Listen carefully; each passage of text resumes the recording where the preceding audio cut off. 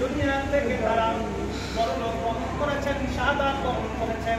আল্লাহ তাদের সকলের উদ্দেশ্যে তোমার দরবারে বিনীত নিবেদন করি, তাদের প্রত্যেকের শাহাদাতের মর্যাদা দান করো। আয় রব্বুল আলামিন, তারা যদি আমাদের জন্য দেশের জন্য তাদের কাছ থেকে আমরা তাদের সাথে পেতাম না। আল্লাহ যেভাবে করে তারা আল্লাহ